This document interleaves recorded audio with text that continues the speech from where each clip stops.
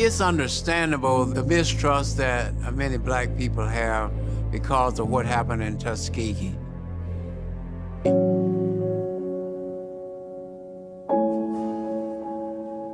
I made a statement and I took this as my platform. Elect me mayor of Tuskegee, Alabama, and never again will we allow the federal government, the state government, or any other governmental body to come into Tuskegee, Alabama, and take advantage of our people.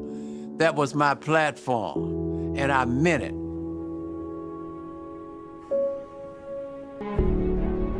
But there is no reason in 2021 for any American to say that I'm not going to take the vaccine because of what happened in Tuskegee. In this day and time, black scientists, black doctors are involved in the development of the vaccine. They are involved in helping to shape the public policy, which makes it possible for this vaccination program to be administered to the American people. John Lewis talked about good trouble, fighting racism, fighting hunger, fighting inadequate health care, fighting COVID. It's a war, and you have to fight it just like you would fight any other war. I'm willing to go to jail. I'm willing to die for it. I'm willing to struggle for it because it is right. The struggle goes on.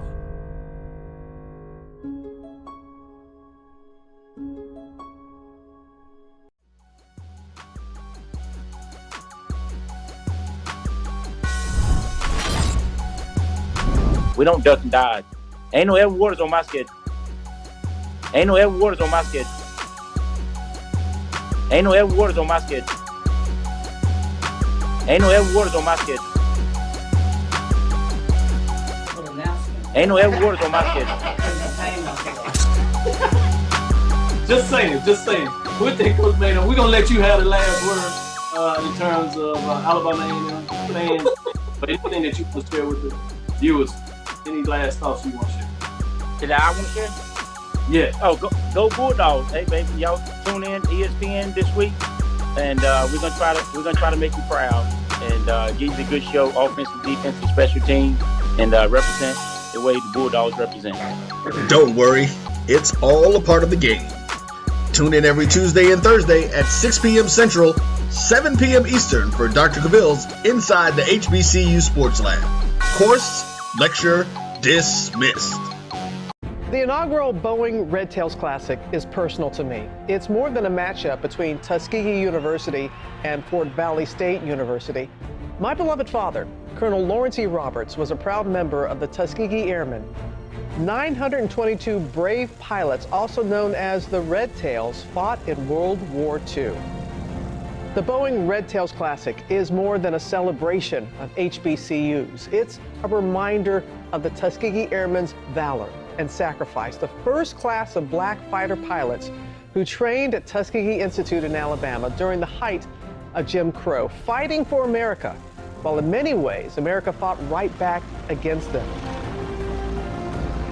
This inaugural Boeing Red Tails Classic, this football game, is for them. And it's quite special that this game, which will be played at the Crampton Bowl in Montgomery, Alabama, opens the 2021 college football season on Sunday, September 5th at 7 p.m. Eastern on ESPNU. When you watch this game, please remember its larger meaning, that it's for a group who advocated for themselves while still facing prejudice and discrimination in the segregated Army. The Tuskegee Airmen story hardly gets told enough. I, proud daughter of a Tuskegee Airman, join others who champion their legacy and how they influence generations of black cultural and political leaders.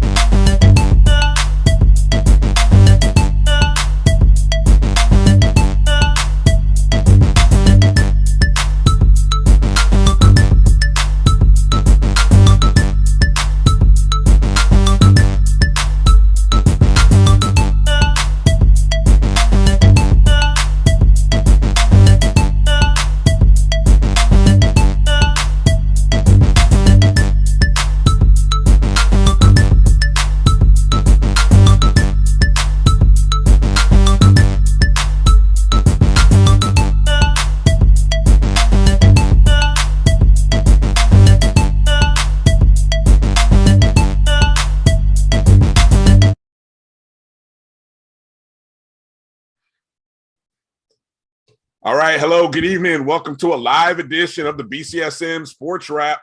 Bryan Fulford, AD Drew. We are all the way live, and man, we are pumped up. We've got football games to talk about. We told you no more Saturdays, no more dead Saturdays without football. Man, it was good to actually be at a game, see everything that goes. I mean, just the pageantry of football, whether you were watching it on TV, whether you were in Columbus or Atlanta or with us in Jacksonville. Man, we hope you had a great time. And if your team didn't play, get ready. I mean, I know there's a lot going on in the world, but, man, if you can do it safely, it's time to get out and start enjoying Black college football, just football in general. Drew, how you doing, my man?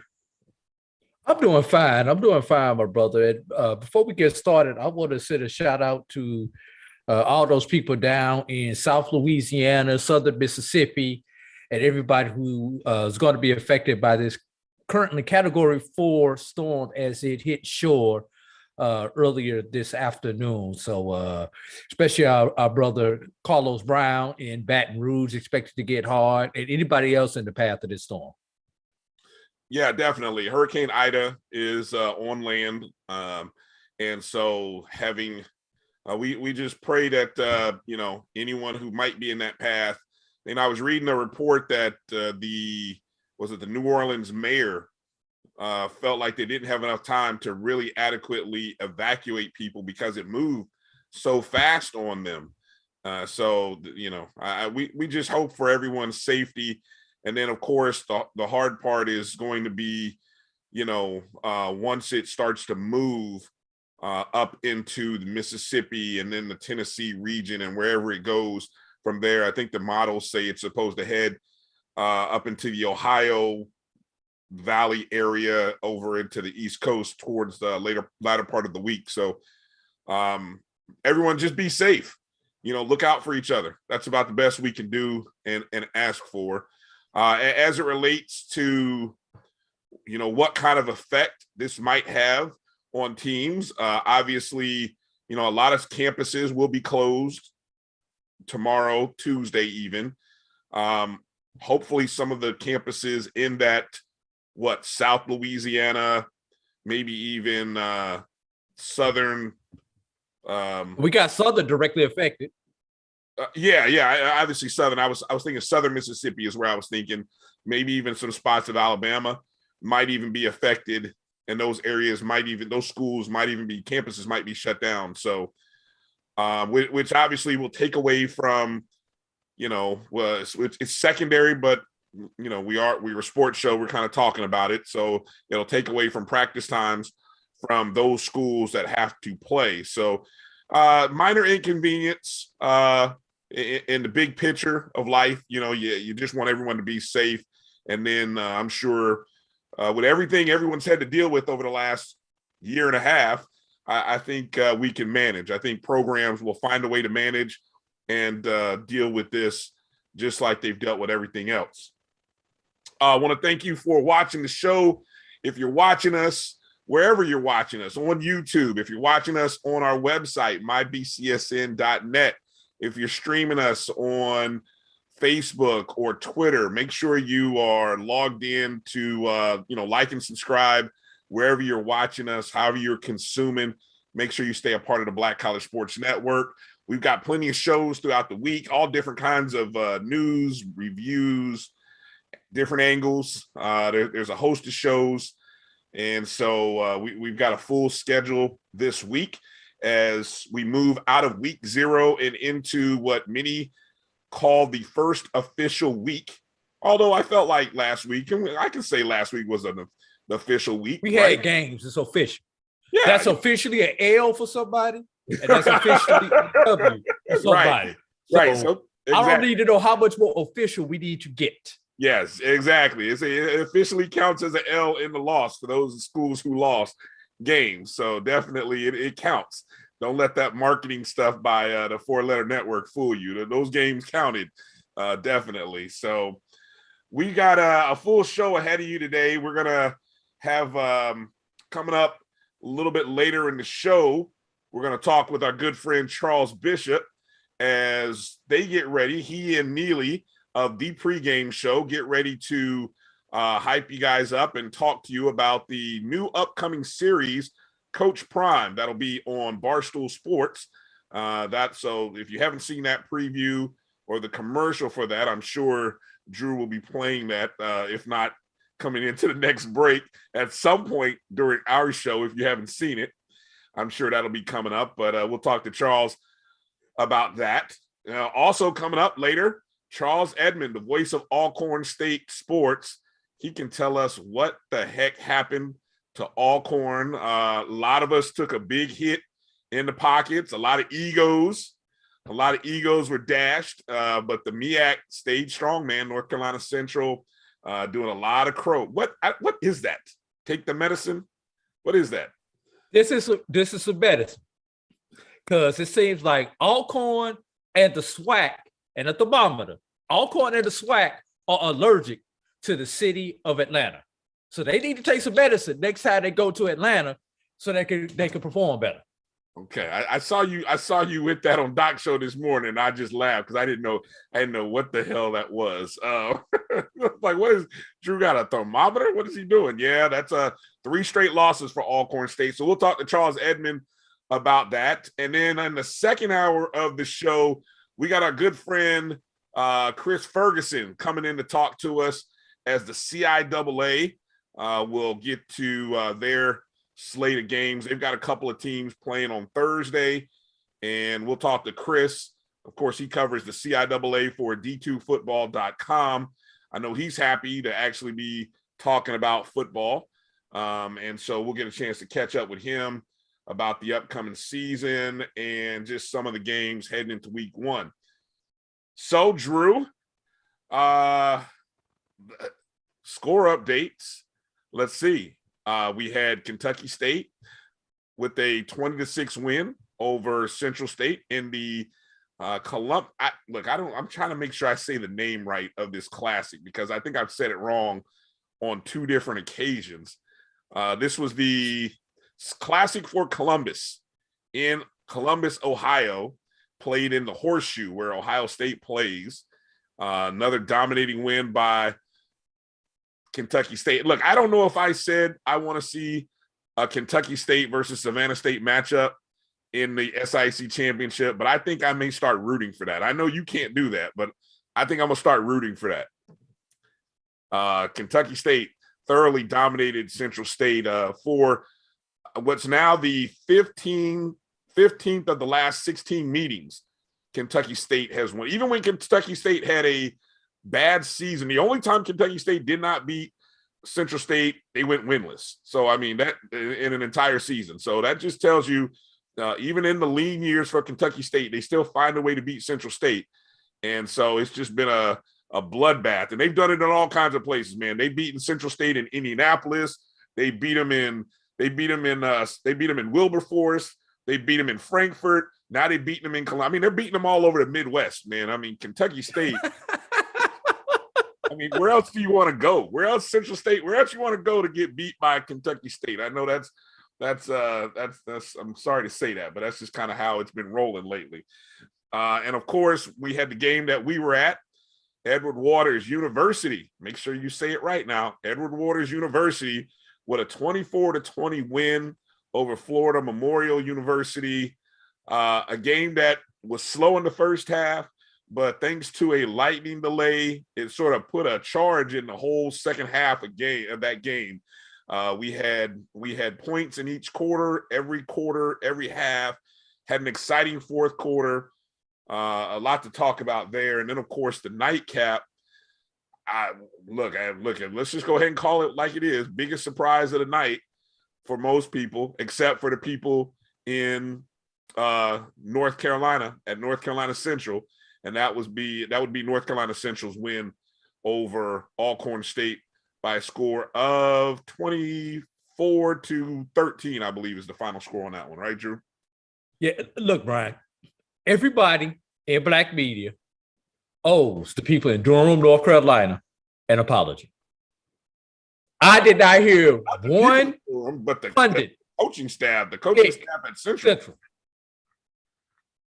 Yeah, definitely. We all picked the. Now look, I'm gonna tell you what. I honestly think that game should be a great reminder for people. Look, neither team played for some 600 days. Alcorn hadn't played in 616 days. I think I saw North Carolina Central hadn't played in 630 something days. So neither team had played, but coming into that game, who's the team that everyone was talking about was who? Everyone was talking about Alcorn. And that should have been sort of a tip-off. If you are one of those people that fades the public, so to speak, you know what I'm talking about? That was a fade the public game because the public was heavy on Alcorn State, and that should have been a big tip-off that, wait a minute, North Carolina Central didn't lose, their top running back. They didn't lose a quarterback who was pretty good in spurts in 2019. They got a new coach, and they've been with that coach for a whole year now. And everybody's talking and chirping about Alcorn. Alcorn this, Alcorn that. Polls have got them ranked anywhere from 2 to 5, anywhere in the preseason polls, right? Yeah, that should have been a good heads up for anyone out there. So be leery this weekend, week 1. First rule of advice: if the public is rolling heavy on a team, just stop and ask yourself, why is nobody talking about that other team? And this is college. I think this is college where sometimes coaches and players can really play that disrespect card, and it actually means something on game day. Yeah, and even though we only found one line on the game, but some of these other sites that use analysis but not official betting sites had the game start off at 6.5 for Alcorn. And then what did we say it closed at 13.5, Bryan? It may have closed at 15. I know it was about 15, maybe about an hour or a half hour before kickoff. Right. So, and North Carolina Central, there I go with the disrespect right there myself. Central did the exact thing that they needed to do. They ran the ball, shortened the game, and created turnovers. Yeah. And they made Felix Harper throw the ball. Yeah, and watching and going back and watching that game, there were moments where he didn't look comfortable. And obviously we'll talk to Charles, and that probably had a lot to do with some of the issues with their offensive line.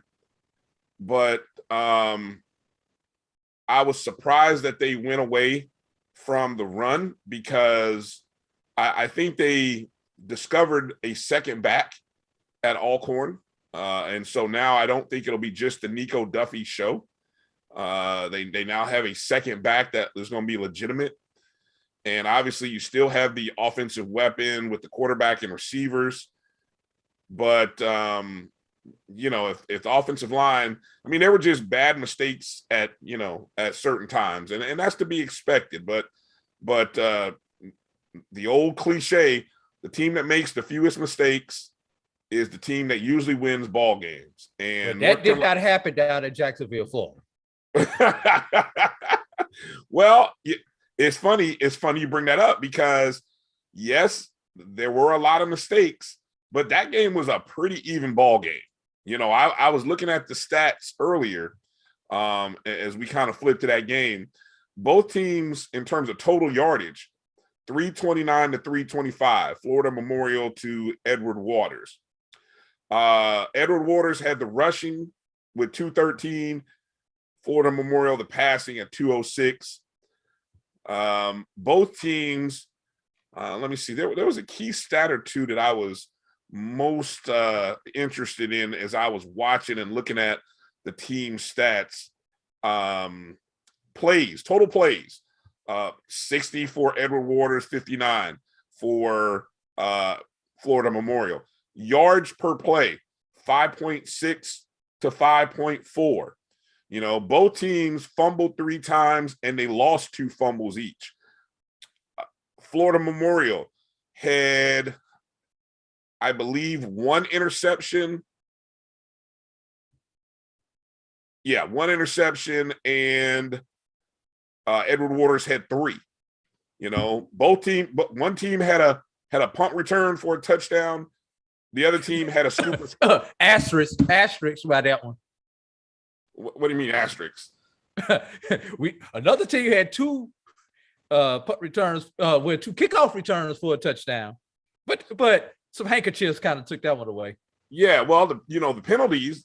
Funny you mentioned the penalties. They weren't too far apart from each other. One team had 8 penalties for 98 yards. The other team had 6 for 40. So I mean, look, it was a fairly even ball game that literally came down to the last possession.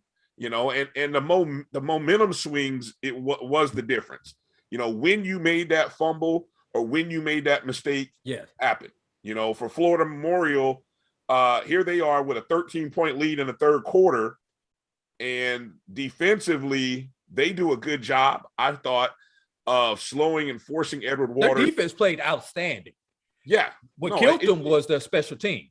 If their special teams perform, they actually win that game going away, but they let the quote unquote better team stay around long enough to get their confidence and get going.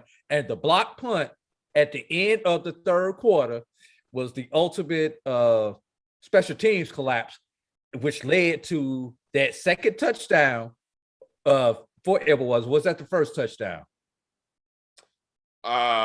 You're talking about the at the end of the third quarter. Yeah, well, with about 3:52 left to play. Yeah, Florida Memorial's up 13-0. Yeah, so that was the first touchdown, and it was game on from that point on. You're right. That's where the momentum kicked in, because at that point you're down 13, and at that point Edward Waters picks up, a touchdown, then comes back in the fourth with another drive that leads to a field goal, and then following a Florida Memorial fumble on a beautiful hit by a defensive back on a running back, just perfect helmet on the ball, forced a fumble. Edward Waters marches right back down the field 8 plays later and scores a touchdown. All of a sudden the momentum had swung right there, and they had scored 17 straight points to grab a 17-13 lead, and that's your momentum swing you mentioned. And also you mentioned special teams. Florida Memorial missed 2 field goals. You talk about those special teams that hurt them. They missed those 2 field goals. And but look, hey, in the fourth quarter, we had 3 lead changes. 3 lead changes. We had Edward Waters taking that lead 17-13. Florida Memorial comes back and answers nearly 3 minutes later with a beautiful 39-yard pass from Antoine Williams to Calvin Clark to retake the lead. And then what does Edward Waters do? They come right back, 6 plays, 37 yards in about 2 minutes, 17 seconds, and scores a touchdown with 16 seconds left, man. And that place went crazy. That place went crazy. And that was a historic game that was played at Nathaniel Glover Community Field and Stadium in Jacksonville, Florida. It should be noted, Drew, something that I was hip to. Edward Waters up there in that northern, I guess you could say the northeast corner of Florida, is now the only division NCAA football program in that area. Matter of fact, they're the only one in Jacksonville. Correct. Jacksonville University ended their program in 2019. You also had, North Florida doesn't have a program. So really, with Edward Waters moving from NAIA to Division II, I mean, look, that's the NCAA program now. And that was a big day. That was a historic day. I had the pleasure of meeting a photographer from that area, Edward Waters grad. I mean, I could see the look in his eye when he said, I never thought I'd see this day. You and I know what used to be in that area where that game was. It was just a practice field, not much of anything. But to see the pride in his face, all credit to, A. Zachary Faison, president, Dr. A. Zachary Faison of Edward Waters, Paul Bryant, the athletic director, Coach Toriano Morgan, that entire staff, the athletic department, our good friend Joshua Jackson and everything they do within athletics. I saw the athletic programs helping out. I mean, Edward Waters, congratulations. I mean, you guys did a great job and should be commended. And one other thing, Tiger fans, just be patient with them. Yes, there were first time on campus, there were a logistical item or two that I'm pretty sure they figured out, they were aware of. I don't care what kind of planning goes into a day like that. There's something that's going to come up that's going to be unexpected. They're going to get it right. Just give them time. They don't play at home again until Lane, and I believe that is at the end of September. I believe that's week 3 or week 4 when they next have Lane. So, hey, but it was an atmosphere, and just like any other HBCU, Bryan, that seemed like there was more people outside than there were inside, and the stadium was pretty much at capacity. Yeah, I didn't. You came in a little bit later than me, so I didn't get a chance to see what was going on outside. But I know it's a good sign when you can look in the corners and you can see the young kids that had somehow propped up on cars, or I don't know if they were on milk crates or whatever they were on, but they were looking over the fence at the game. I almost wanted to, tell those kids, hey, this gate over here is open, but I didn't want to do all that. But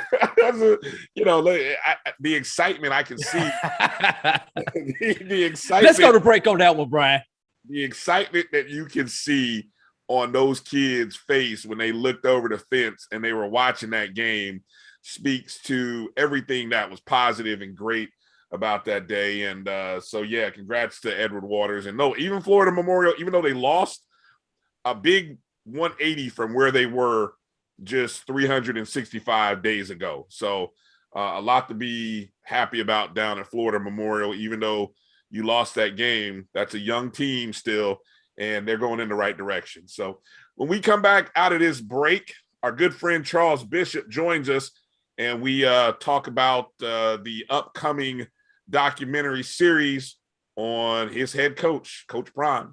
Stay tuned. You're watching the BCSN SportsWrap with Bryan and AD. We'll be back right after these words.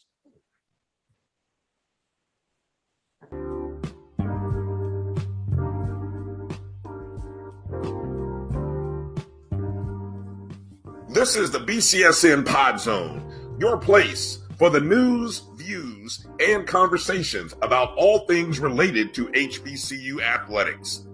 Here are the BCSN SportsWrap, Dr. Cavill's Inside the HBCU Sports Lab, Knights of the Round Table, the Pregame Show, the Carlos Brown Show, the ONG, Strike Zone, and more in one place. We are changing the way you consume HBCU sports, one broadcast at a time.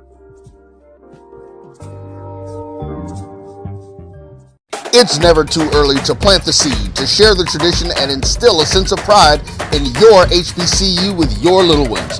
HBCU Pride and Joy Children's Boutique helps you share your school spirit with a wide selection of adorable kids apparel and accessories officially licensed from your favorite HBCU.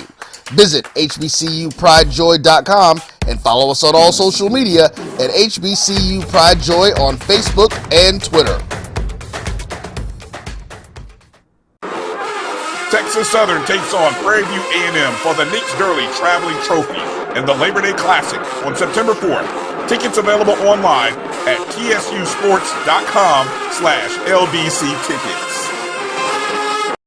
Let's get back to getting ticks instead of watching flicks. Before we can safely get out there, we need the facts on COVID-19 vaccines. Visit getvaccineanswers.org so you can make an informed decision for yourself and for your crew. Support the Black College Sports Network so we can continue to provide you coverage. Go to myjbn.com/support and be a part of the Black College Sports Network. They can follow their dreams.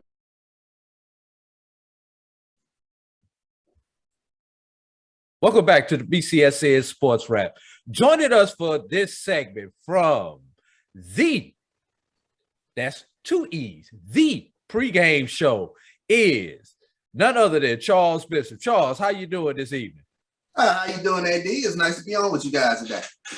Hey, got a big exciting day coming up for you guys there on the Jackson State campus. First of all prayers go out to everybody who is preparing and dealing with the storm that's coming through the area.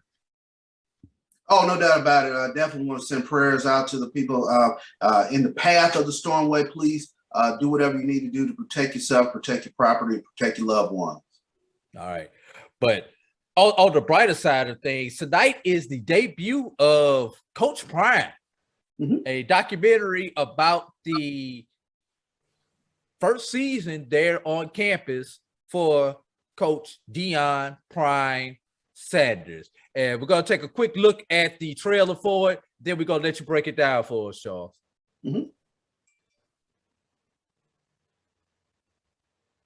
Jackson State fans, it is real. Deion Sanders is your new head coach of the football program. What I'm here for today is to understand what is the expectation that you have for yourself. What is the expectation that you have from the opening kickoff to the last second that ticks off the clock?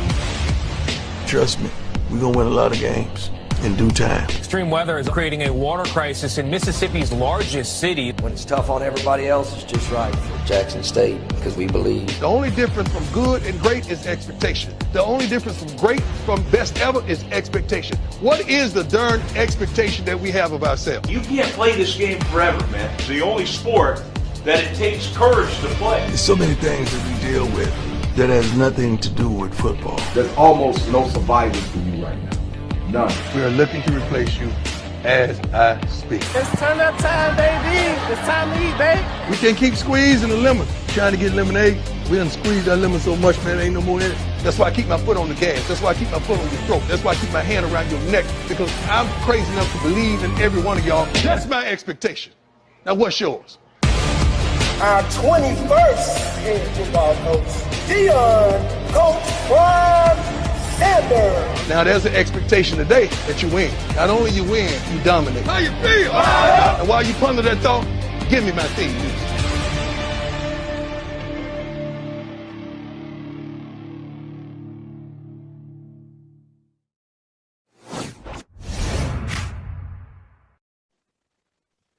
All right, there it is. You just saw the preview, the promo for Coach Prime in that documentary. A 3-part series, is that right, Charles? Yes, indeed. Three-part series. So one of the things that I got out of that preview was the word expectation. And I think I heard that I was counting after about the third time. I think I heard it about 5 times. So, you know, for me, as I listen to that preview and as I anticipate this series, I'm expecting to sort of maybe get an understanding of the expectation, maybe, and I guess the expectation that was and the expectation maybe that wasn't. And now here's Deion coming in bringing in this renewed expectation.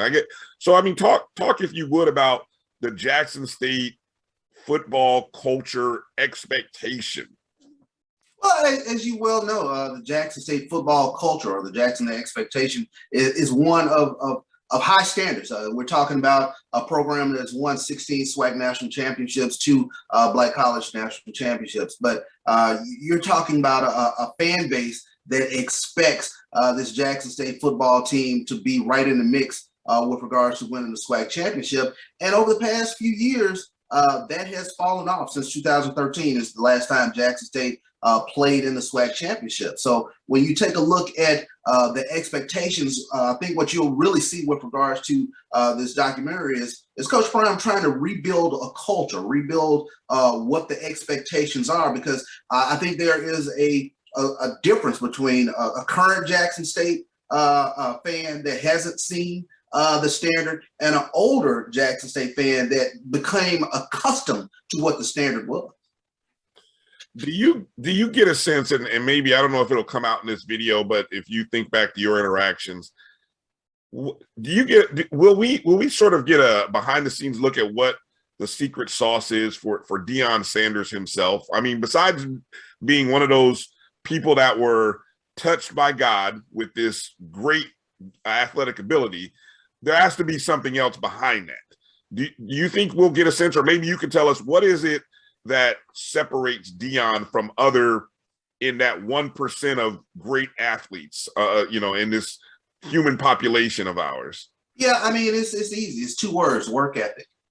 You're talking about somebody who's a shark. He does not stop. It is constant motion. And the thing that really jumps out for me is the way he is able to compartmentalize this, that, and the other, and still keep the focus on the main thing. It is phenomenal to watch up close with regards to Coach Sanders. But I tell you, his expectations, his standard is unwavering in terms of where he wants to see this Jackson State program. And he just has that sort of, that, like you said, that 1% of something.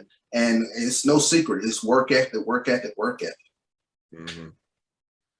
Go ahead, Drew. So Charles, let's get to the real question. Mm-hmm. When we tune into Barstool Sports to watch this documentary, will the members of the pregame show be on screen at some point in time? That's $1 million question. We're gonna have to wait and see. We'll have to wait and see, but of course, we have to wait and see because you're waiting to see, or you know the answer, you just don't want to tell us. Well, that's called a tease. We'll see what happens. But I mean, I think we've had an opportunity to have unprecedented access with regards to the Jackson State program. And when we take a look at where we started with regards to this program in the spring, and in just sort of covering this Jackson State football program, we've sort of seen that adversity up close that a lot of the team dealt with this past spring, and we've seen so much. So it'll be kind of fun and interesting to sit back and watch everything that happened this past spring, how it develops over these, how the narrative is told over the next parts of the series. Now, when you think back to the spring, what was that one thing that you expected to see happen that did not happen, or did not happen like you thought it would? And on the flip side, something that you were not expecting to happen that you saw that happened there when you think back on the spring season? When I honestly take a look at it, I think the initial success Jackson State had in the spring kind of caught me a little bit by surprise. And again, you're talking about rebuilding a culture of dominance, rebuilding an expectation of winning. Myself, growing up as a child in the 80s, you can almost fall asleep at games because you expected wins. And that was what I, kind of tended to, that became the expectation. And that's kind of fallen off during this era of the SWAC championship era. Jackson State has only played in 4 SWAC championship games, only won 1. So it's the rebuilding of the culture. So the initial success, there was a win over Edward Waters, there was a win over Grambling. And you thought you still saw some gaps there, but it was the gaps were covered up, and those gaps kind of came to light as they played more games into the spring. Again, Coach Prime debuts tonight as we're recording this, or Sunday evening. It's a 3-part series. Barstool Sports, I'm assuming BarstoolSports.com will be featuring all 3 episodes. Probably maybe every one a week or something of that nature. Yeah, 1 a week. Mm-hmm. Are they? What's the time length on them? An hour, 2 hours? What do we know on the time length?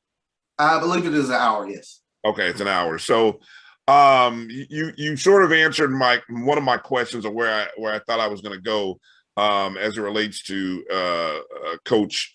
But I'm curious. When I remember Coach Prime doing his other reality shows, his family was heavily involved in those shows. I mean, you got a chance. You remember seeing those shows. They were on his ranch or his I don't know. I'm going to call it a ranch in Texas somewhere. And he had his grandma, he had the kids, a lot of family scenes, a lot of family life. Other than Shedeur, other than his significant other at the beginning of the season, we haven't seen much of family. We haven't seen much family for Coach Prime. Do you think we'll see some of that, or will this sort of more be focused on how Coach Prime and as a coach, maybe as a father to 2 players, interacts with other young men versus maybe getting into shining or showing a little bit of family and what that's been like? That's a good question. I think it'll be an interesting mix of both in terms of just his interaction with all the players on the Jackson State team. But, of course, he's going to have a special connection with Shedeur and Shiloh as well. So I think you'll get all of that within the mix of this documentary, watching them interact up close. It is, a special bond between father and sons, and it is unique to have both of his sons playing for him at this HBCU. So they are getting this experience with him as well. So, I think he made this point, it gets no more invested in that when your children are involved. Right. Now, Charles, you're there. You get the pulse of the campus. What was the reaction of the student athletes and some of the other people around the university as this documentary was being filmed? Were they conscious of it being filmed? And like I know, some people, when their camera turn on, they're a totally different person than when their camera is off.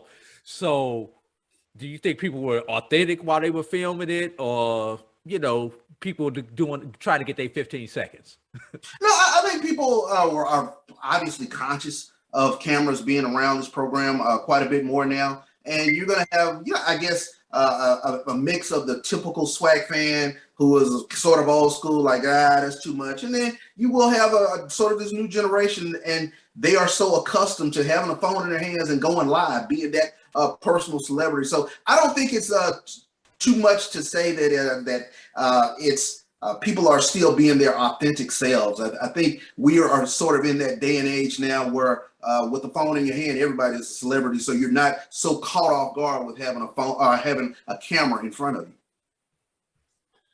Of all the guests that have come in to interact with Coach Prime or come to Jackson or come to speak to his team, I'm asking you, Charles Bishop, which one of those kind of caught you by, maybe you were starstruck, or you were like, whoa, I really got something, or I took something away from that person that I didn't even think, was like that? Oh, I'll say it like this. I'm a Dallas Cowboy fan. Okay. So we've had an opportunity to talk to Troy Aikman. And I can't say I had that starstruck moment, but I did look over and was like, that's my quarterback. That's Troy Aikman. That's my original QB1. So we had an opportunity to sit down and talk with Troy Aikman. Actually, that first game with Edmond Waters, we had an opportunity to talk with Nate Newton, who dropped some tremendous gems. You'll find it out there on the Pregame Show YouTube page. But Rattler. Just want to say former family rally, yeah, exactly. But I tell you what, just being able to interact with guys that were part of that Dallas Cowboy dynasty, and that was phenomenal unto itself. I mean, there have been a lot of celebrities, but of course, you know, when you're talking to, you know, your quarterback from your team, that's a little special. Yeah, no doubt. I get that sense. You know, when you talk to my QB1 of my team, it's a whole different feel. Do you think the kids, the players, do they gravitate to that, or are those guys so far removed in age? I mean, are those like legends that they maybe didn't get a chance to watch, but their parents enjoyed, or are they close enough that they still kind of like, okay, my ears are tuned in because that's somebody that is where I want to be? Well, you know, and this is the sad part of being a Dallas Cowboy fan. Those championships were in the 90s, and this is 2021. So I'm sure there's some disconnect there with today's student athlete. And it's funny, I've been talking to a few coaches, and they will tell you to a man that today's athlete isn't so much tuned in with football the way that we a prior generation might have been tuned in with football. So I think it's sort of a fascinating socio thing to kind of take a look at. I've heard that too from coaches. It's like kids nowadays. It's like I've asked kids in another sport, for basketball, for example. I say, hey, do you watch so and so? Nah, coach, I really don't watch. I'm like, what? Right. But you want to go to the NBA, but you didn't watch the game. But you watch some highlights on TV, but you didn't really watch the game, huh? That's because it's not Madden and that B button. Right. It's a fascinating dynamic. It really is. Yeah, no doubt. All right, so Charles, as we get out of here, tell us what you guys have going on after we get done with our sports wrap episode. What do you guys have going on the pregame show? Oh, well, we'll be getting ready to travel down to Miami. We will be, as you know, embedded with the program. We will be coming to you each day with reports talking about what Jackson State has been doing in preparation for the Orange Blossom Classic from Wednesday through to the pregame show. The main thing being the main thing, 90 minutes before kickoff, which is the pregame show. But we will talk all things Jackson State football. Hopefully we give you a little bit of insight from a coach's perspective, from an athlete's perspective, and from a fan perspective. So we're really looking forward to doing what we do down there in Miami. And tonight, what are you guys going to be doing for us? I'm sorry, say that again, AD. And tonight, what are you guys going to be doing for us on the pregame? Yeah, we'll have a live reaction shot to the documentary Coach Bryan. So we're looking forward to, you know, just giving all our fans that insight into Jackson State's program. All right. Any final thoughts, Bryan? No final thoughts. Like I said, I'm going to be tuned in, listening to see what takeaways Jackson State coaches took from Saturday night's games. You know, seeing teams that haven't played in 600 days versus, you know, obviously the one advantage Jackson State has, they played. But then again, it's a new roster. So it's like what advantages, disadvantages were the takeaways from what they saw on Saturday. Is that something you can share with your guys and kind of say, hey, guys, be alert. Look at what happened to that team over there because of X, Y, and Z. Well, you know, and that's very interesting, Bryan, because to use a wrestling reference, they are Team X. They are Mr. Unknown. So, you know, it's going to be fascinating to see what sort of Jackson State team you're going to see coming out this upcoming Sunday against the Florida A&M Rattlers. That scares me. I'm not going to lie. That scares me. After seeing what I saw on Saturday, it scares me because, like you said, Team X and one team we've been talking about because you know all the characters. A lot of them are coming back from 2019, but then Jackson State has this group of really sort of unknowns. You've never seen them play together or interact together on the field. What's that going to be like? That's a dangerous situation for anyone who happens to be wearing orange and green. So just, you know. We can't wait. We can't wait. The countdown is on, Charles. 7 days away. 7 days away. It'll be a fascinating watch to see how this Jackson State team gels and how they perform next Sunday night. Yes, indeed. Yes, indeed. Well, congratulations to the Jackson State family. You know, congratulations to everybody. You guys, look, I'm one of Deion Sanders. I'm a big fan, you know, so I'll be tuned in watching Coach Bryan and enjoying every minute of it. Sure thing, man. And thank you guys for bringing me on. Really appreciate it. We appreciate you, Charles. For Charles Bishop from the Pregame Show and for his partner, Dealey. Make sure you tune in tonight, and we'll be right back after this break.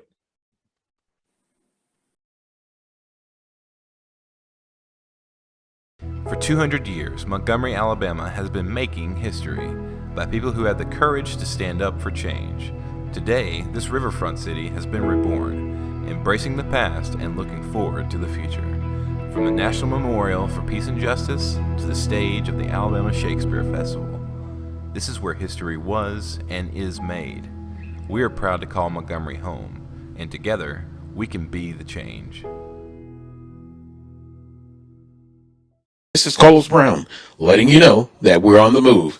You can now catch the Carlos Brown Show beginning this July on the Black College Sports Network each and every Saturday from 11 to 1 Eastern Time. That's 10 to 12 Central Time. Same time, new place. On Facebook at the Carlos Brown Show and Black College Sports Network. Online at www.mybcsn.net and on the BCSN app available on Google Play and the Apple App Store. Let's get back to strolling instead of scrolling. Before we can safely come together, we need the facts on COVID-19 vaccines. Visit getvaccineanswers.org so you can make an informed decision for yourself and for your fam.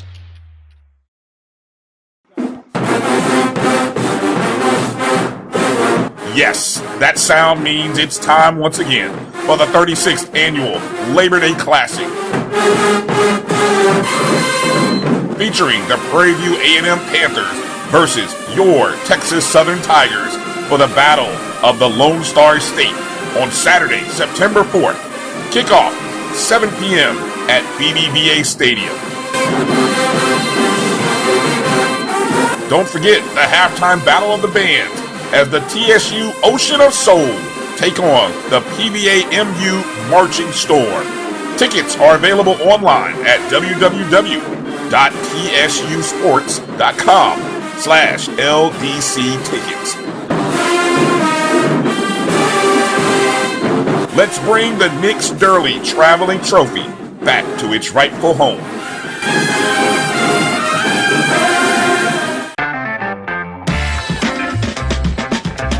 Your ad could be ran here. MyJBN.com/support. MyJBN.com/support for more information.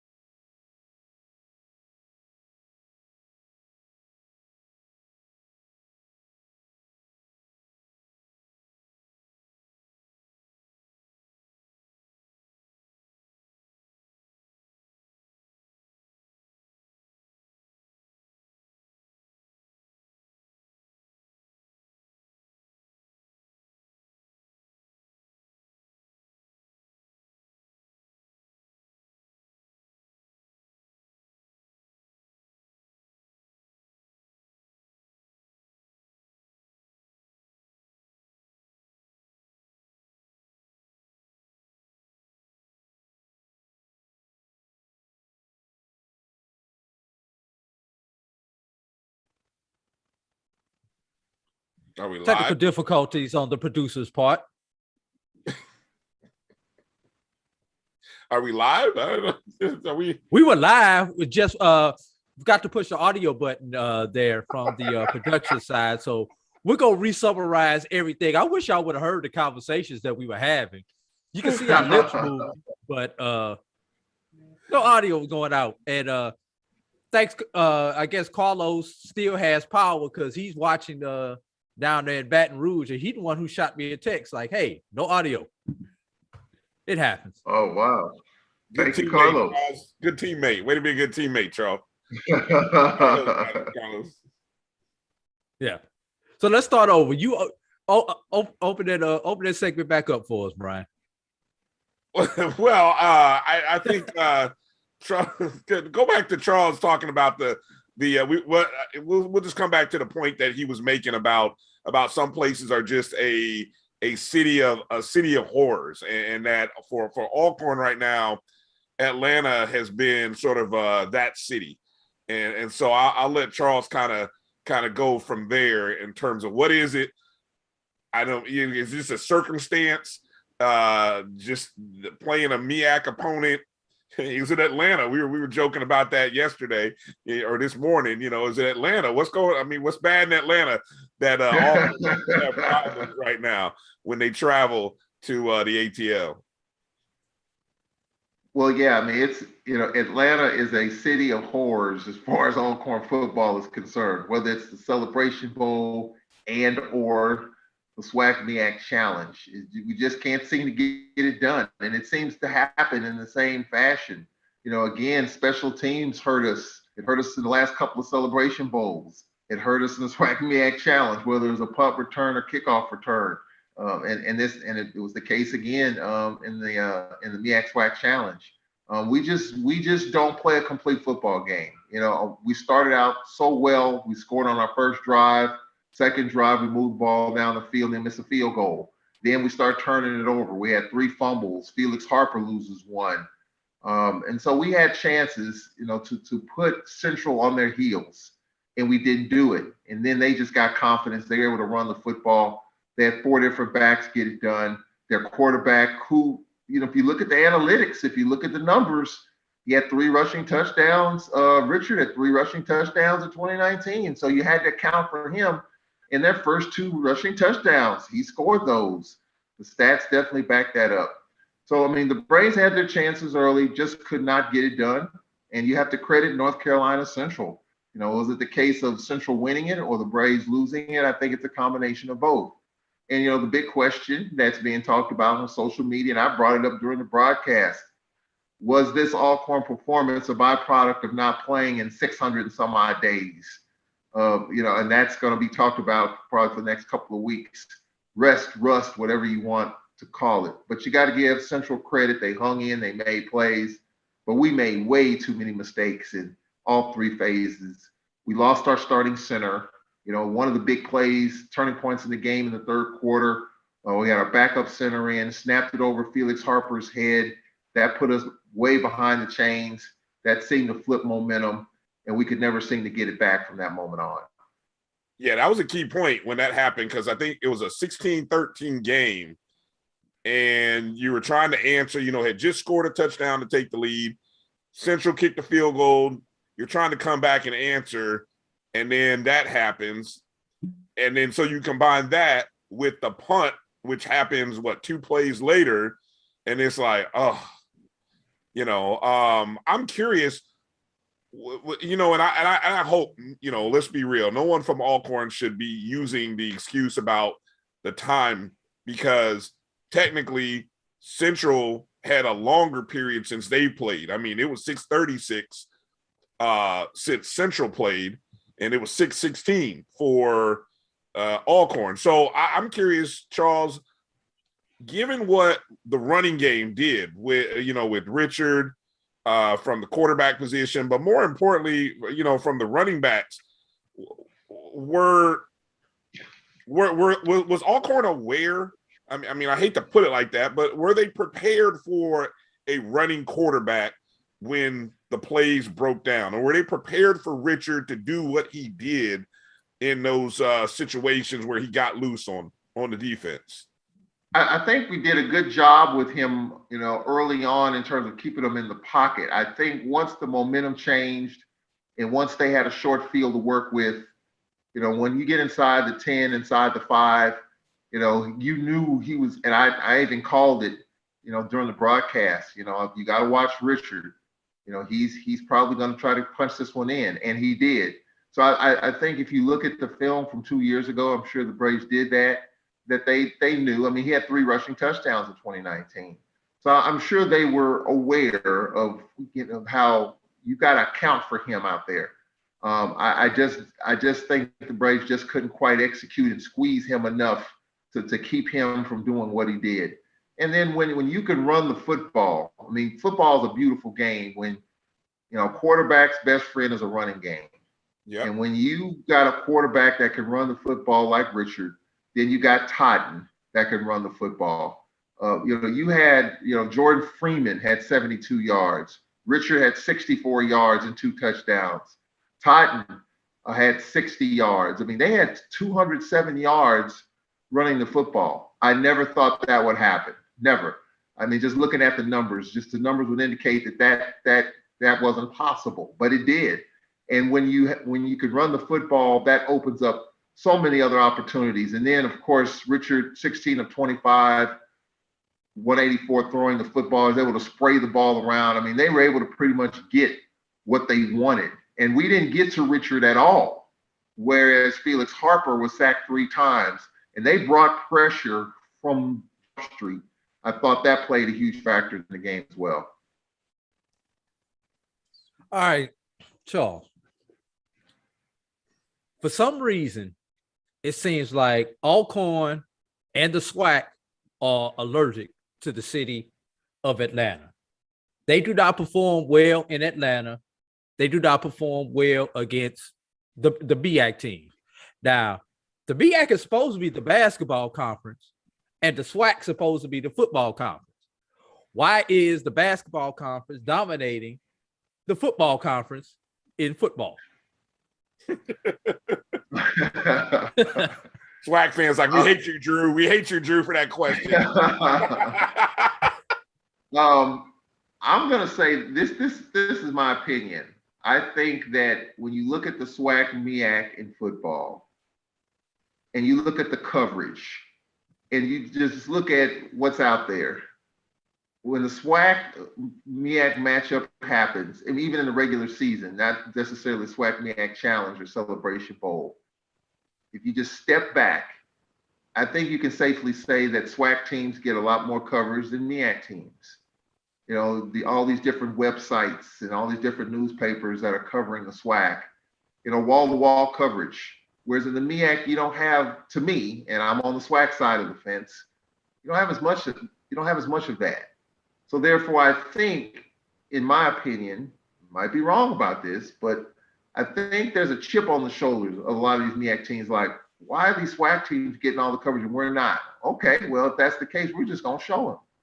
And I think we've seen that from North Carolina A&T. We saw it with North Carolina Central. So I think when in football, when these matchups occur, there's a lot of synergy on the MEAC side because all the attention, just like this game, was on the SWAC team involved, Alcorn. Alcorn got all the attention. Good Morning America piece, College Game Day. Just all over the place.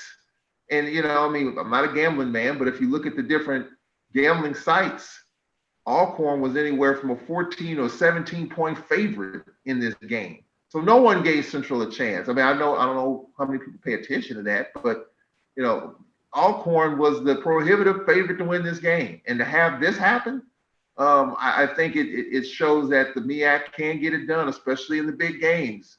I think 12-4 in the SWAC MEAC Challenge and what they've done in the Celebration Bowl, I think they're proving that, hey, despite all the chatter and all the talk and all the publicity, look at the records. Look at what's happened in the SWAC MEAC and look at what's happened in the Celebration Bowl. The records speak for themselves. The one positive that I will bring up for Alcorn State was I think you guys now have you established is no longer going to be a one-back backfield. I don't think you can look back there and just think solely about Nico Duffy. Stafford Anderson had a big game. I thought he, 105 yards on 7 carries in the first half. And I think in the game finished with 129 and a touchdown. Duffy had 63 yards. I would ask you, Charles, is that the big positive takeaway with the fact that Anderson is now established as a good primary, might be a good 1A, 1B kind of back with Duffy? And did they go away from did you not rely on the running game enough in that second half? What's your thoughts there?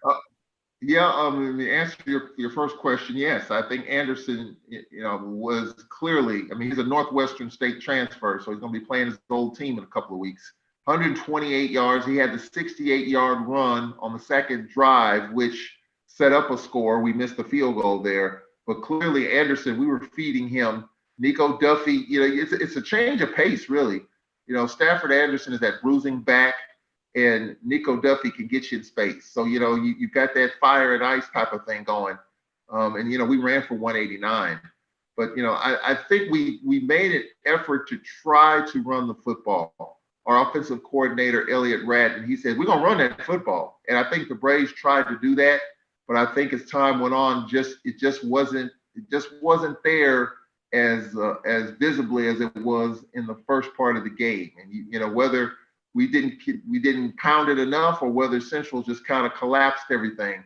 Could be a combination of both. But clearly, we have to be able to run the football consistently to make Felix Harper's job a lot easier. 27 passing attempts, that may be a little bit much for Felix Harper. We were behind, so you had to do that. You had to try to stretch the field. And I thought we had a pretty good game running the football. But the yards were hard to come by, I think, after that second drive. That first drive, that second drive, we were able to get some stuff done running the football. But after that, it was tough sledding. Yeah. All right, as we get ready to wrap up this segment, Charles, I need you to look ahead to someone else in the SWAC. This Thursday, Valley travels to Murray State.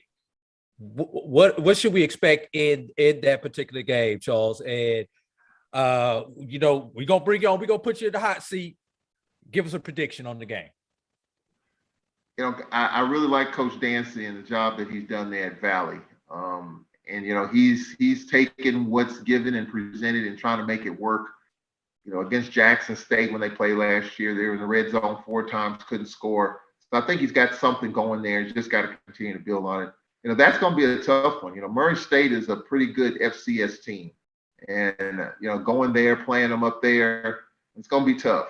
I think for Valley, what I can remember from 2 years ago, Valley just had a hard time keeping a quarterback healthy. They had like 4 or 5 quarterbacks and none of them were healthy. And I think, and if you don't have a healthy quarterback, you don't have a chance. So I think, for Valley, they've got a couple of guys that I think that can sling it a little bit. They can run the football, slow the game down. I think they have a chance, but it's going to be tough. Murray State's a quality FCS opponent. I think Valley's building this thing block by block, but it's going to be a tough challenge. I think it's going to be tough to go to Murray, Kentucky and get it done. Yeah, Murray State is predicted to win the Ohio Valley Conference. 5-2 in the spring. Had a new coach, Dean Hood, who came in to that program in the spring and seems to have turned that program around a nice 180. And they're almost a 20-point favorite based on the numbers that I'm looking at against Valley. So I'm looking forward to it. Drew's favorite team in the SWAC to upset people and shock the system. Thursday would not be the day for one of those upsets, though. Well, I will say this, though. I will add this, and I think we need to probably have another conversation about this. We always talk about the SWAC versus the SWAC versus the MEAC, but we got to remember something. The SWAC and the MEAC are what? They are members of the FCS, the Football Championship Subdivision. Right. What you're going to see this year is there are more of those matchups like Valley and Murray State. Alcorn's playing another FCS opponent in 2 weeks, Northwestern State. We need to have a conversation. I know fans don't want to talk about it, and that's fine.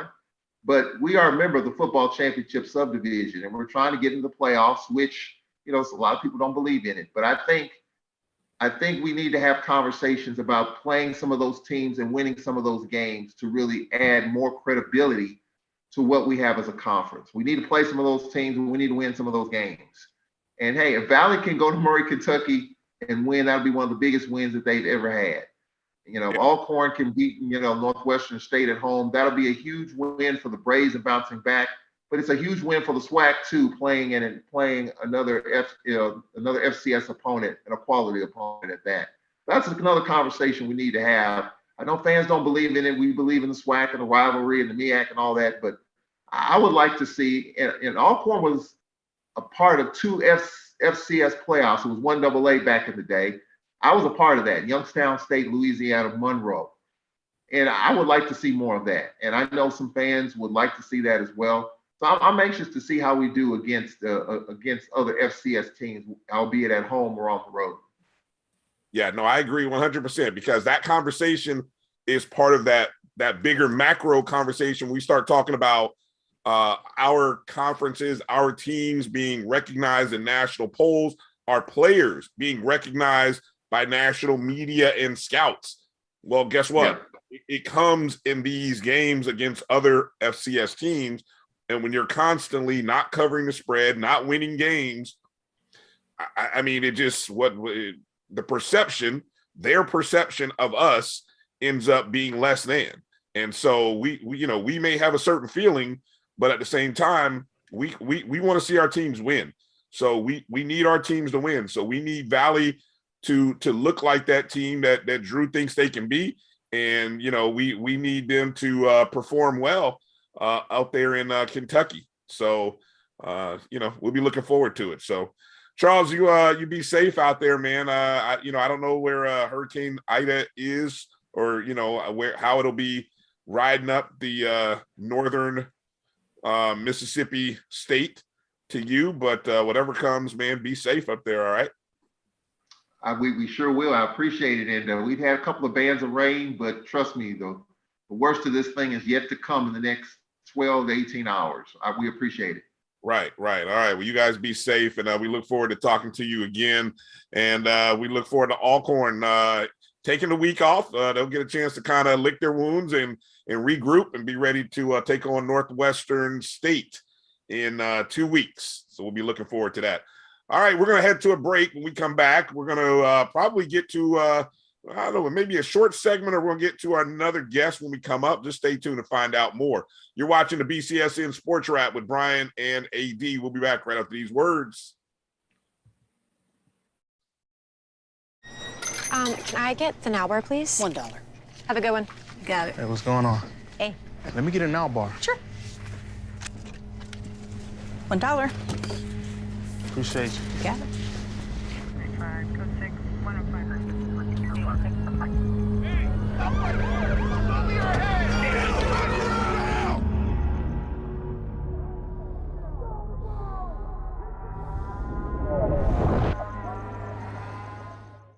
It's the show where we take you inside the game before the game begins. It's the Pregame.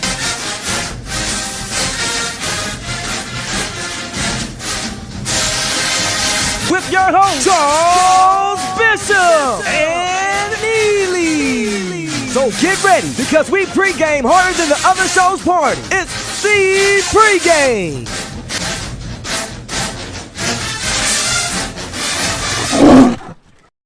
The inaugural Boeing Red Tails Classic is personal to me. It's more than a matchup between Tuskegee University and Fort Valley State University. My beloved father, Colonel Lawrence E. Roberts, was a proud member of the Tuskegee Airmen.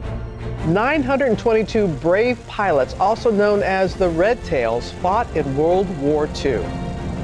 The Boeing Red Tails Classic is more than a celebration of HBCUs. It's a reminder of the Tuskegee Airmen's valor and sacrifice, the first class of black fighter pilots who trained at Tuskegee Institute in Alabama during the height of Jim Crow, fighting for America, while in many ways America fought right back against them.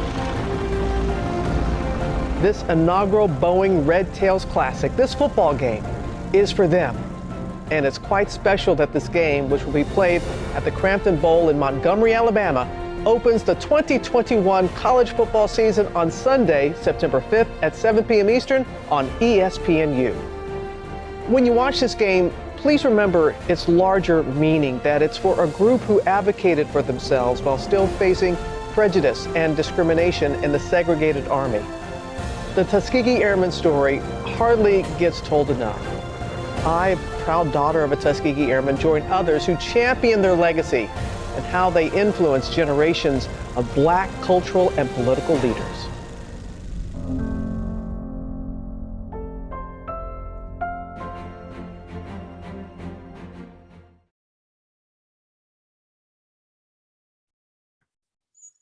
All right, welcome back to the BCSN SportsWrap. Bryan and AD here. Appreciate you tuning in. Make sure you like and subscribe wherever it is that you are watching our show. Make sure you're following us on Twitter, Instagram, Facebook at MyBCSN1, the number 1. And of course, if you have not downloaded the Jericho Broadcast Network's app, go to your Google or Apple Play Store. Search MyJBN or MyBCSN, and that's where you can download the Jericho Broadcast Network's app. The Black College Sports Network is a part of the Jericho Broadcast Network family. And not only will you get updates on all of the shows that are part of the Black College Sports Network, but there's some other goodies in there as well. So when you go to like and subscribe, make sure you look for that. If you're new, make sure you look for that launch point. If it asks you, how did you hear about this app? Make sure you check the BCSN SportsWrap. You know, we get a few extra credits for doing that. And want to also encourage you, make sure you're tuning into the BCSN Pod Zone, the premier place to listen to a variety of shows, HBCU content on blast. I mean, all kinds of stuff, almost a new show updated daily. So plenty of opportunities for you to catch up before and in between shows. For those of you who like to, on those long rides, those long 2-hour rides or hour-and-a-half rides to work or wherever you're going, you can just pump on, just put in a couple of shows, Spotify, whatever, iHeartRadio, Apple Podcasts, Google Podcasts, wherever you go. That's where we are. You can find us. So we appreciate you tuning in and finding us wherever we are. All right, Drew, let's take one last, let's do this. We can do one of two things. Either take a quick little look back at the Classic for Columbus, the Big Cat Classic that was in Jacksonville, or we can kind of start to look ahead here on Thursday, because as you mentioned, not only do we have Mississippi Valley State playing on Thursday, but we've got 3, 4, 5 other schools, 5 other HBCUs playing on Thursday, all of them Division II. And so we can start to take a look ahead. What do you want to do? Let's look ahead, Bryan. I'd much rather look ahead. Everybody saw what has happened in those games that occurred over the weekend. So let's take a look forward. All right, so looking ahead here, as it relates to football, we've got Thursday, 7:00. We've got Lincoln, Missouri. That's the Lincoln Blue Tigers taking on Washburn. They're actually hosting Washburn, a Division II matchup. And so that's a home game for Lincoln. Lincoln played in the spring, if I'm not mistaken, or at least they attempted to, if I'm not mistaken, right? Yes, they played a game or two in the spring. I know they went down and, as we say, got a check for a game this spring. I think they played 2 games and went 0-2 back during the spring. Right. So the last time these two schools played was 2019. Washburn won that contest 49-27. But the key thing I think that we're looking for as it relates to Lincoln is junior running back Hosea Franklin. That's the name to keep an ear out for. His sophomore season was 2019. He's only 5'7", from Memphis, Tennessee, 190 pounds. He ran for 1,359 yards on 226 carries for the MIAA conference, or in the MIAA conference, which he led.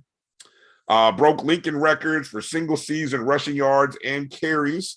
Was a all super regional first team selection, all conference running back, fourth in the conference in all purpose yards, 132.5.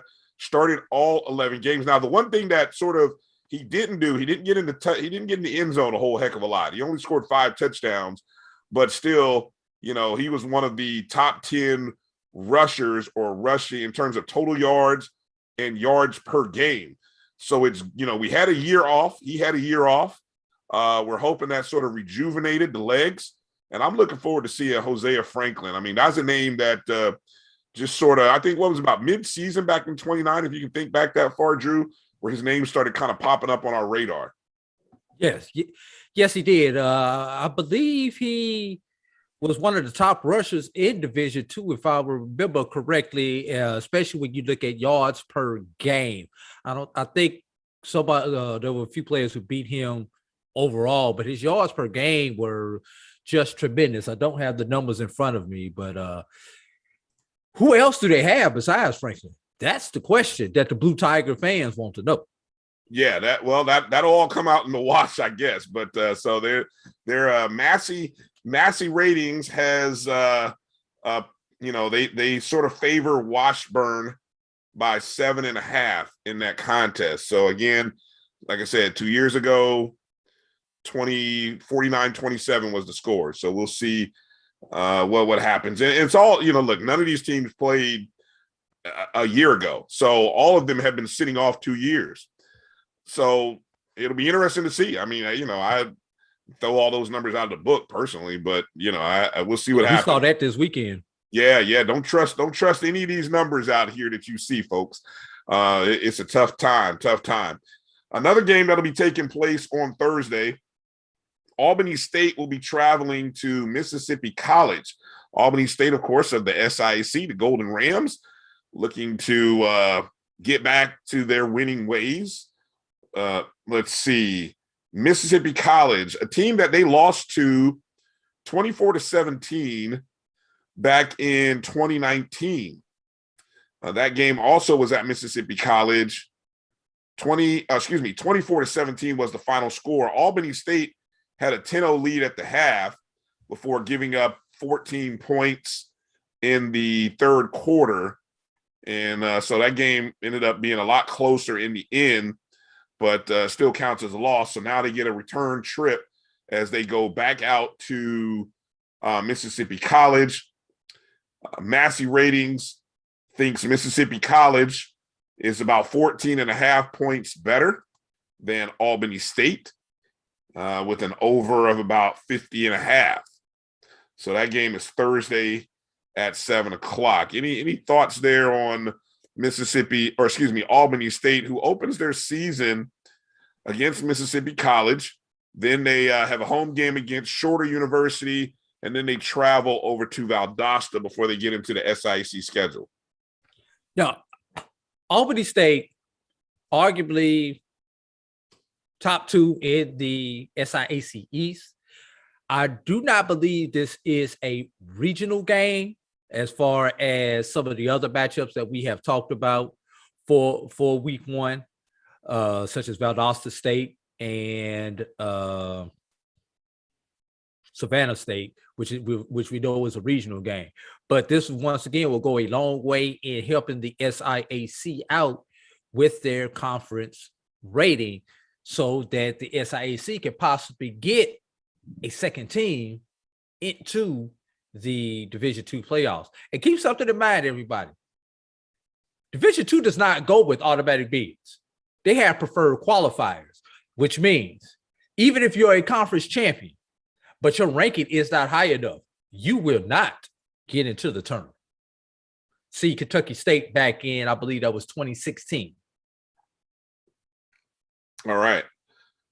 And one other division, well, actually, this isn't a Division II. This is actually more NAIA as Texas College, the Texas College Steers, who will be coached by Greg Ellis, kicking off their season. They'll travel to Canyon, Texas, to take on West Texas A&M University Buffaloes.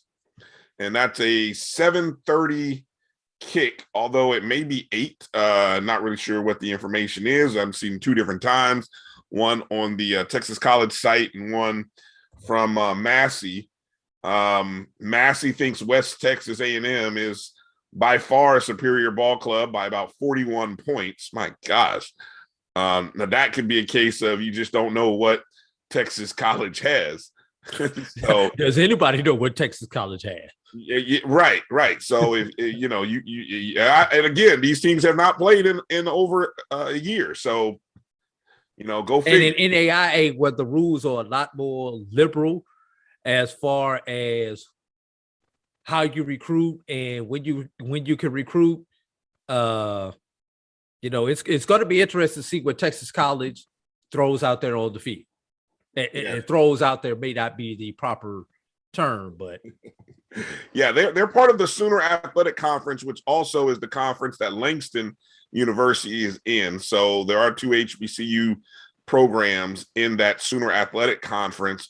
Matter of fact, after this West Texas A&M game, Texas College plays Langston on September 11th.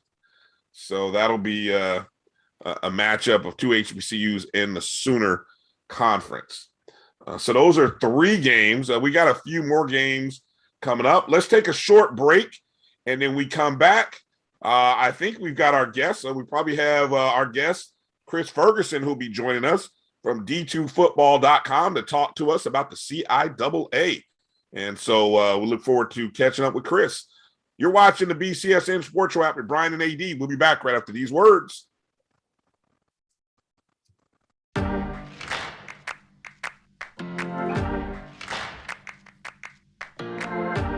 Both of my great-grandfathers have been a part of that study. My roots in environmental health come from my great-grandfathers. They were sharecroppers, and then later they were able to own land for their family for generations to come. My ancestors' connection to the land has given me a strong care for our environment and how that environment influences human health. I am a fierce advocate for equitable treatment for all. The ways in which COVID-19 ravaged Black communities showed that we have underlying vulnerabilities when something like a pandemic hits. The path from tragedy to triumph travels along the path of learning.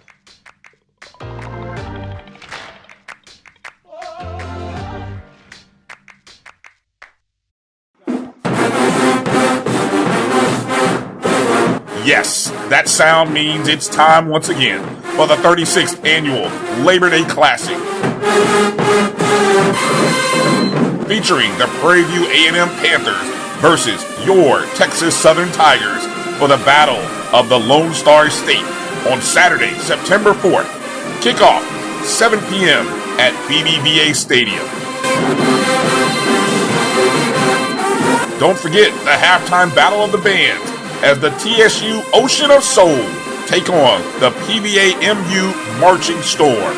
Tickets are available online at www.tsusports.com/LDC tickets.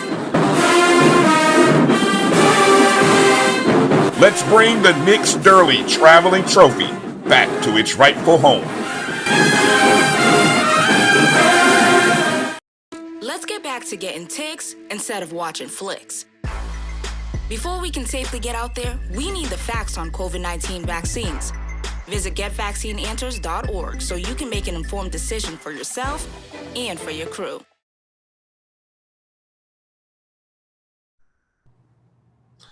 All right, welcome back to the BCSN Sports Wrap. Bryan Fulford, AD Drew, and joining us, the beard's looking lovely. It's been a while since we've seen him. My man, Kris Ferguson from D2Football.com. Kris, man, we are, glad to hear that you are safe, that you're able to kind of get away from Hurricane Ida. And, man, just tell us how you're doing right now.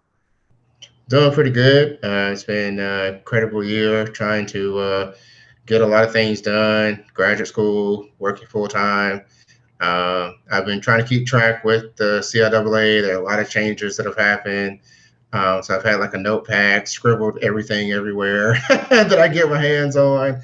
Man, it's been crazy, but to be blessed, to say that I'm blessed is an understatement. True.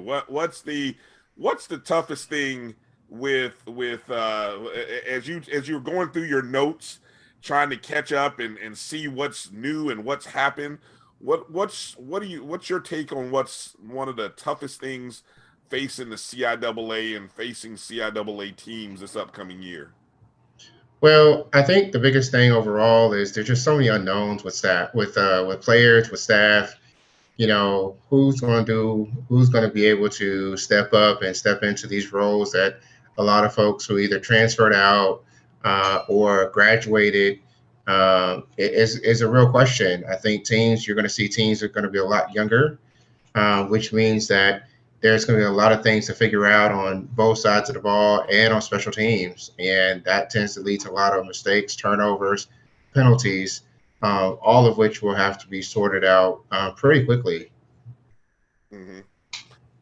Now, Bowie, the one thing that hasn't changed is it seems like everybody's love for Bowie State. We left in 2019 and they were Black College national champions in the under D1s and the small division. Obviously we had an under Division One poll rankings rather, and other people had small school, however you want to call them, but mid-major. I mean, they were cream of the crop. I mean, obviously 11-game win streak in the regular season, of course, disappointing start to the playoffs, but they've come back, pretty much undisputed in a lot of polls, ranked, I think, 18th in Division II. What's your take on Bowie State, and should we be cautious after what we saw last night in Atlanta with Alcorn State? Should we be cautious about our high praise and our thoughts about Bowie State going into this season? So, I mean, last night was really incredible. I mean, Central is trying to rebuild, and they kind of had an opportunity to get some guys in to kind of help with the process, and a year to get a system under their belt. So, the comparison between Alcorn and Bowie is a really interesting one. But listen, the CIAA is a pretty consistent league. There's always one team that kind of surprises us, but with the amount of returning players, history will suggest that they're going to be right there at the top of the pack. There's just no question about that. I think absent, a major injury or something like that. Mm-hmm. Now, Kris, when you look at these preseason polls for CIAA, obviously Bowie's on top, like Bryan has just said, followed by Virginia State, Virginia Union. Shawan has even snuck up ahead of Union in some polls. But we go to the South. Seems like there's no respect for the South. Fayetteville, we know what they have done or have not done in the CIAA championship game. Yeah, other teams, not named Winston-Salem, have gone to the championship game and have not performed, for lack of a better word.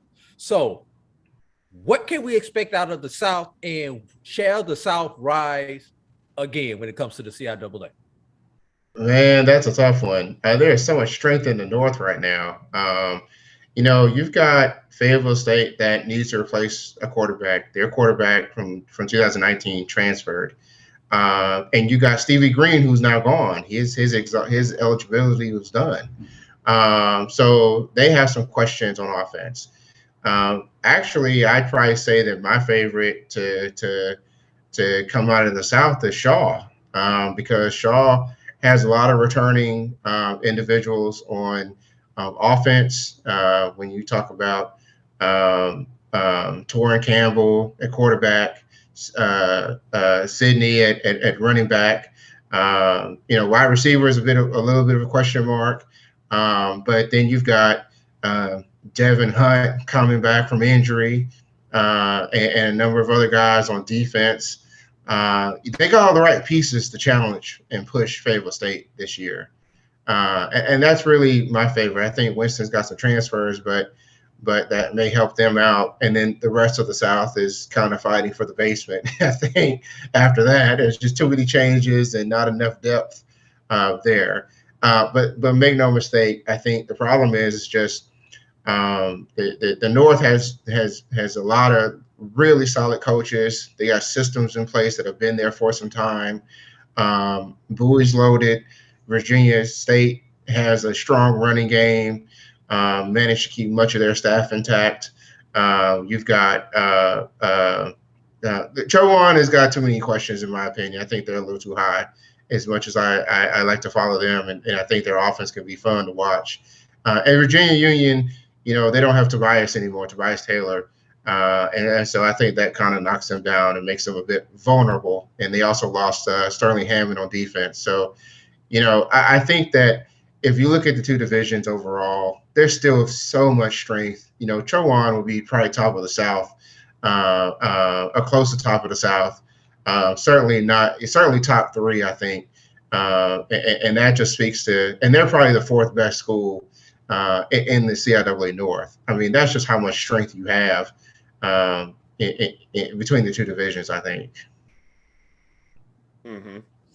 I was looking at the schedule as I'm pulling up my grid here of the upcoming schedule, and we got to talk about this week one. Well, I know we're going to talk about in a second. We're going to talk about the games for Thursday, but let's kind of look ahead. How big of a game is this Bowie at Delaware State game to open up the season? I mean, what we know, Delaware's got a lot of freshmen. I think when I looked at their roster, they got about 40 freshmen. But I'll be honest, I didn't think Delaware State looked bad when I saw them in the spring. I think Coach Milstead is really doing some positive things with that program. So what kind of challenges, or where's this game put for Bowie State? What's your thoughts on this game for them? I think Bowie State is actually a slight favorite in this game. Sure. And I think, and I would say, because again, you got so many returning pieces. Look, Bowie State, the strength of Bowie State is that their defense keeps them in games.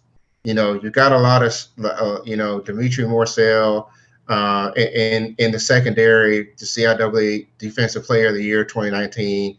You've got Joshua Pryor and that as an anchor on the defensive line. I mean, these guys played, the last game they played was against Carson Newman. And Bowie State didn't lose that game because of defense. They scored 17 points, and they don't see an option-based offense very frequently. And, I mean, that just tells you how skilled the Bowie State coaches are. And there's no disrespect to Delaware State or any of the other guys. But these guys managed to squeeze and make lemonades out of not a lot of lemon and certainly not a lot of sugar. And they found a way to make it work. And so I do think that Bowie's a slight favorite here. I think the question becomes, Bowie State really struggled in the red zone. They don't have the rushing game that can kind of pound you in the red zone in the 20s and less. That's where they struggle. And so if they can find a way to maybe they need to incorporate a fullback or something. Maybe they need to find a way to incorporate some big sets. That I think, or in the red zone, they're a very dangerous team, not just for Delaware State, but for much of D2, I think.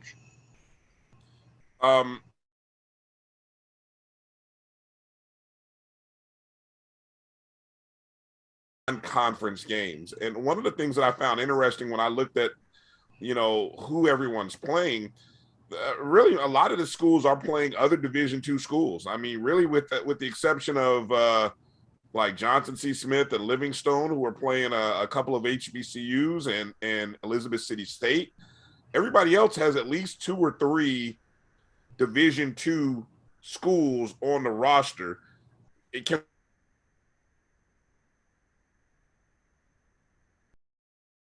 Is that a push maybe for the CIAA to kind of strengthen itself in the region? What's your take on that?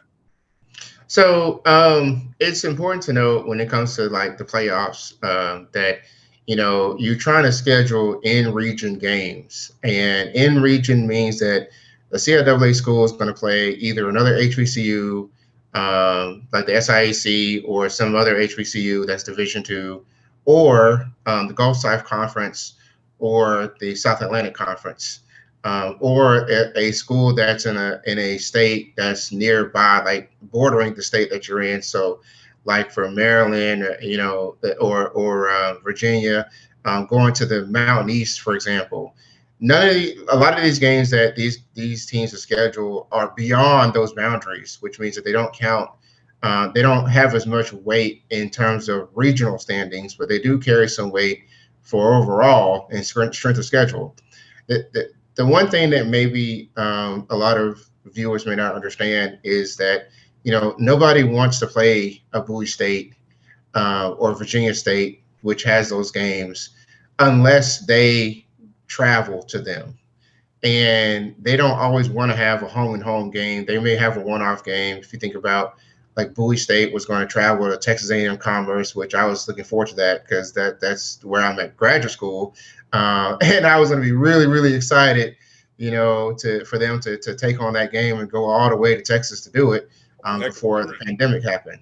Yeah. But you know, that was a one-time deal. So, you know, for them to get a Great Lakes team in Saginaw Valley to do a home and home and get the home game first is a big deal to me. I think the Ohio Dominican Virginia State game, I don't know if that's a one-off game or if that's a home and home. Probably it's going to be a one-off game with some sort of guarantee.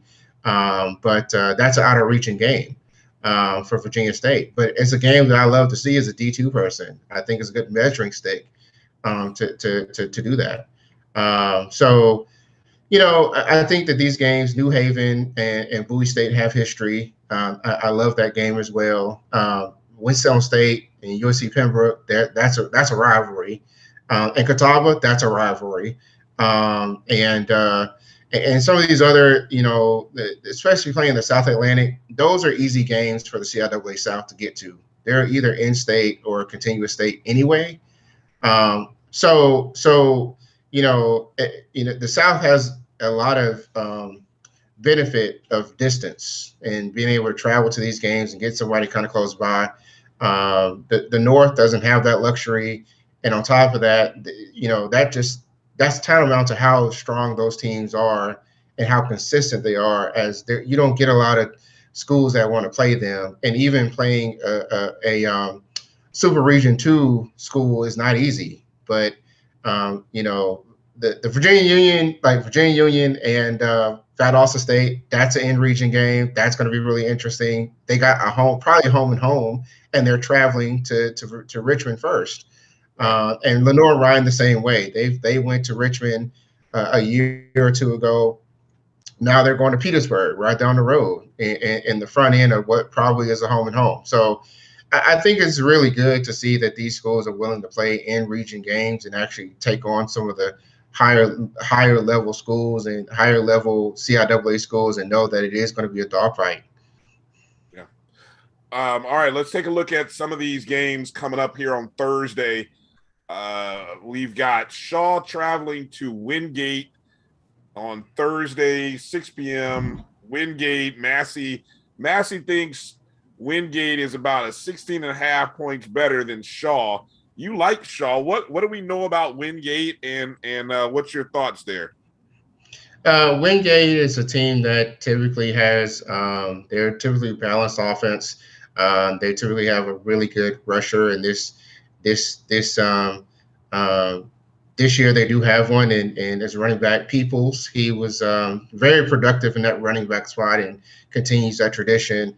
They like to surprise you with a speedy wide receiver as well, or two, and their defense is a pretty stout defense. I mean, Wingate is generally a top level South Atlantic team. They have been to the playoffs in very recent memory. I think within the last 2 years, they have been to the playoffs and don't really let up. Very seasoned coaching staff. A little context, a little history is that Wingate and Fayetteville State have played and numerous times over the last several years. And I think the closest that Fayetteville State has gotten to them it's to win, even in a home and home arrangement, has been 10 points. So I think Wingate will be the favorite in this game. It doesn't mean that Shaw certainly won't have something for them, but I think that they'll run out of gas against a Wingate. Yeah, and you mentioned that Fayetteville State does play Wingate. They travel there in week 2 of the season, so they that's on their schedule after Fayetteville plays Elizabeth City to open the season. Shawan goes to Mars Hill on Thursday. Mars Hill, Massey thinks Mars Hill is about a 10.5-point favorite over Shawan. We do know Bryce Witt is back for Shawan. We knew now you sent out an interesting tweet about Shawan and is it Deshaun Stevenson, right? Withington. I don't know where I get Stevenson from, but Withington. Yeah. What's the story It's there? basketball, Bryan. Okay, thank you. Withington. I had the first name right. I should have stopped there. What do we know about him on the roster at Shawan? Because you were asking that question via Twitter. Yeah, so I actually play fantasy football for Division II on the division2.com, division2football.com website. And when we were doing the draft, it was like there was a noticeable omission on the returning roster. It was Withington. I'm like, where's Withington at? I looked at the roster again. I don't see him on there. So, I kind of wondered, if maybe somebody had some information that, it's kind of like a milk carton. Where's Withington? And you got information, send me a DM.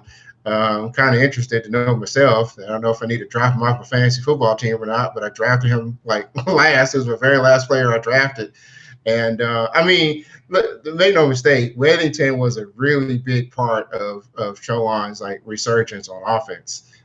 Bryce Witt, he's incredible. He's going to probably end up with the second or third most offense in CIAA history, I think, unless he has this monster year to take over Amir Hall, which is, kind of walks on hollow ground. But, Bryce Witt has had such a productive career, and he started as a true freshman.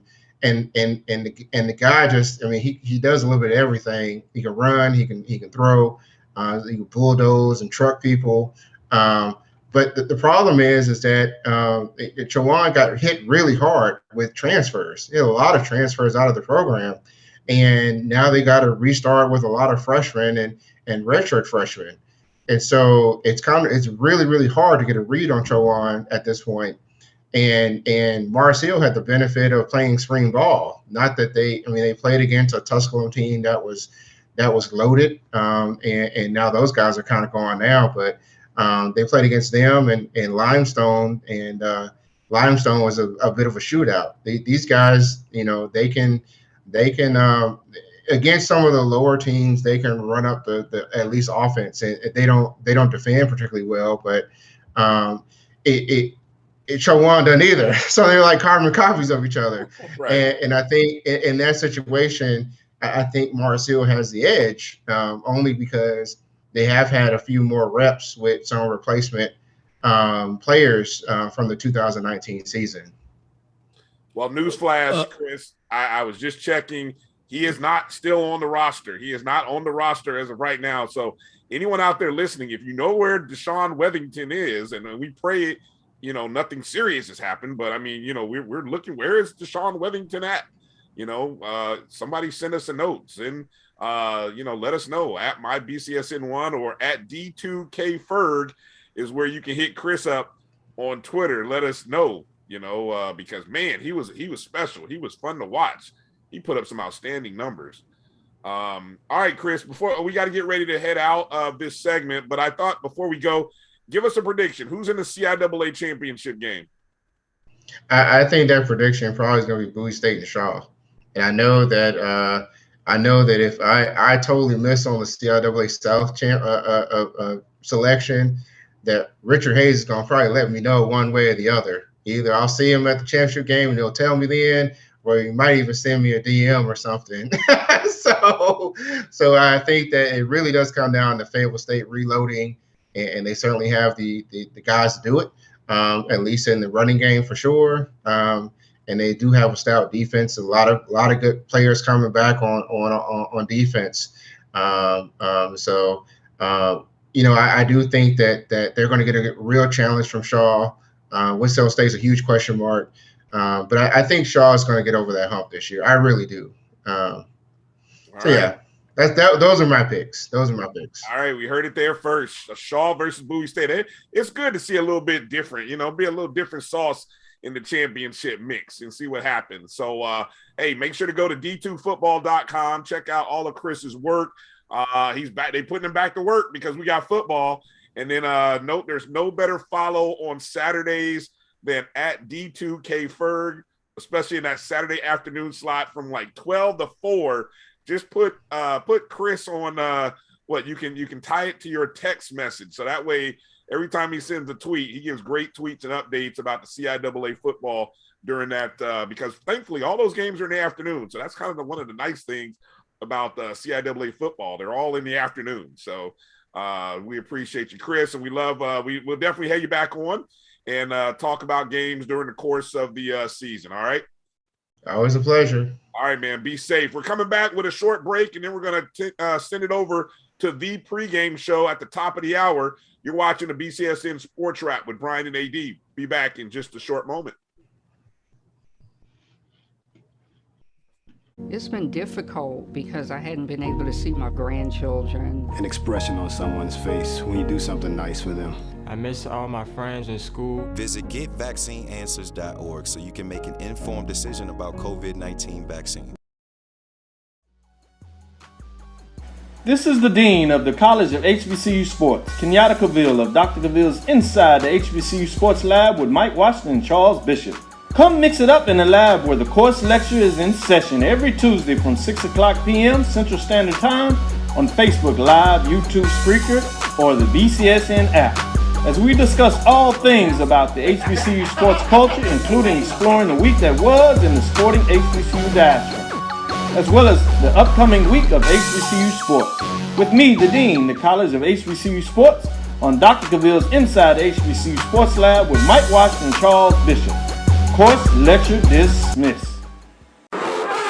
Texas Southern takes on Prairie View A&M for the Nick Durley Traveling Trophy and the Labor Day Classic on September 4th. Tickets available online at tsusports.com/LBC tickets.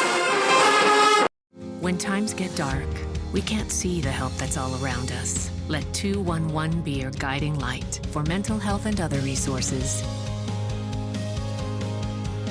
Call 211 or visit 211.org. Follow the Black College Sports Network on social media at MyBCSN1, the number 1, on Facebook, Instagram, and Twitter at MyBCSN1.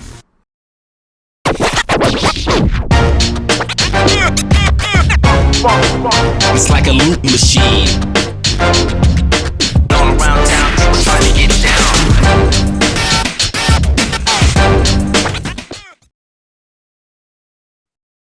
All right, welcome back to the BCSN SportsWrap. Bryan and AD, we want to give a special shout out and thanks to our guests today, Charles Bishop, Charles Edmond, and Kris Ferguson. Drew, any interesting comments over the last hour or two? I know we haven't been able to get to them, but shout out to Carlos Bryan watching us as he prepares for the storm in Baton Rouge. He says SU has 3 of the 4 SWAC victories for what it's worth. We were talking about those out-of-conference victories for the SWAC. Will Sincere is in the building. Says FMU is in the house. Happened to meet Will outside the game yesterday and talked to him outside the stadium for about for about 10 minutes. Appreciate you, Will. Make sure to share the network with people, man. We appreciate you. Thank you. Thank you. Yeah, we appreciate the support, Will. Q-Dog says, Edward Waters University, M4 1974 says, keep up the good work. Hashtag AAMU. All right. Appreciate it. Hey, I don't look, I'm still trying to find the backstory on Edward Waters. The greatest troll job that you'll ever see happen when Edward Waters scored their touchdown to take the lead with 16 seconds. And then they dropped a video that said, FMU, what is it? FMU, we got time today.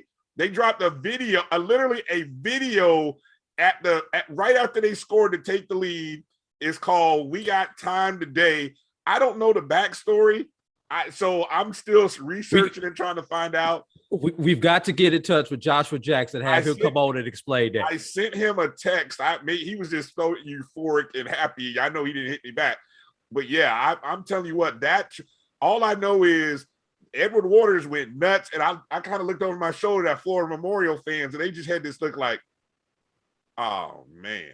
No, they didn't. And we're not talking about a 15-second video, Bryan. It was a 2-minute song. Matter of fact, they had to stop it, do the next play, and then they picked it back up. It was so long. Yes. And Dr. A. Zachary Faison had a role. I mean, he was spitting bars in it. The president, hey, look, when the president of your university is spitting bars in a song, after they don't call him millennial prayers for nothing. Hey, look, he just dropped. Look, I don't know what the rest of you presidents are doing out there, hip hop prez and all the other prez. Hey, look, he's. We might have to come up with a new award of HBCU Sports President of the Year, because right now he's in the lead. He just surpassed our president over at Virginia State, who was doing the viral videos and taking students on one-on-one. So wow, that was awesome. Okay, Drew. So let's pick up the show and get out of here, Bryan. Yeah, look, we're gonna be back. You're gonna see another episode of the Sports Wrap Thursday afternoon. It'll be our week 1 preview show, and we'll kind of break down the games, break down the lines, some of the interesting analysis and tidbits to get you ready for a big day of college football, big day for HBCU football. HBCU football is back, and we are proud and happy to be there along with so many others in this space to be able to tell you about it and share the experience. So you make sure you like and subscribe, not only us, but subscribe to those other networks and media outlets as well. Let them know you appreciate the content, because nobody's going to tell our story like us. And the algorithm gods, they need to know that you're out there paying attention. So make sure to like, share, and subscribe to everything you see. Final thoughts, Drew? Week 0, exciting. There was only 3 games, though. Wait till we get a full slate next weekend. I'm gonna be overwhelmed. That's all I'm gonna say. Yeah. And be safe down there in New Orleans, Baton Rouge, Southern Louisiana, Southern Mississippi, Alabama, Florida, that whole region. Yeah. Make sure you stay logged on here on the Black College Sports Network, because coming up next is the pregame show as they get you ready for Coach Prime, the documentary series that will be on barstoolsports.com, of course, covering Jackson State head coach Deion Sanders. So for all of our guests, and of course for AD Drew, I'm Bryan Fulford. Thanks for watching and listening. God bless, be safe, and take care of each other. Mask up when you can. Holla. But my beats, they are hard.